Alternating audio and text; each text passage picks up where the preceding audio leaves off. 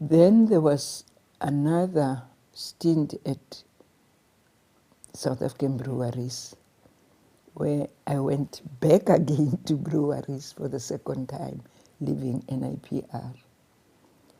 Even then, it didn't stay long because I think the problem at breweries, they were more profit-driven, you know. They wanted research on the products more than on human issues, on social issues. And I went back again for the second time at NIPR. At my second stint at NIPR, that was when now I got very close to Dr. Jopi van Rooyen, although she was not my head of department. My head of department was Tertiary Tief. And in the team, there was also Rea van Niekerk, David Mugudamani, Jabulani Mbele, Becky Ndaba, and it was quite a good team. What I liked about my second stint at NIPR was that I got to learn a new career skill, and that was training. But this was helped because I already had a teacher training qualification. So, but now this was an additional skill that I learned about training, all the things that one has to look out for when you do training. And then the most interesting part of it was training the trainers. When companies used to send their own training officers to us to train them on how to go up and do the training when they go back to their respective companies. The main training then was called 6M because it was trying to train the workers on the floor.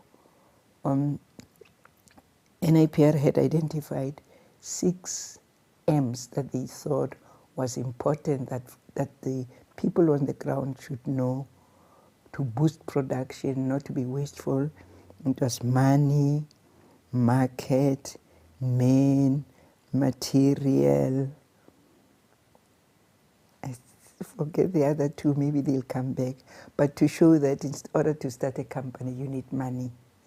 You can get a loan, you can use your own money and things like that. And then the main, you need the workers. What should the workers be? Material. Once you have your material, how do you use your material? Don't be wasteful with your material. Take care of material. And then there was the market. After you've produced your goods, then you have to sell to whoever wants. Let's say you are a cement producing factory, and then obviously your cement should be of a quality that your customers will always come back to you. Or there was management, now that I remember, there's also management because then things were opening up for people on the shop floor, the factory shop floor, because they could now become managers, supervisors, you know, that ring.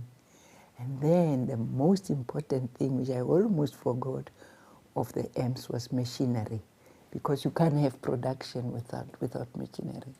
Then during the training session, people were taught how to care for the machines, servicing of the machines, be careful not to injure yourself when using the machines, all aspects related to machinery in production.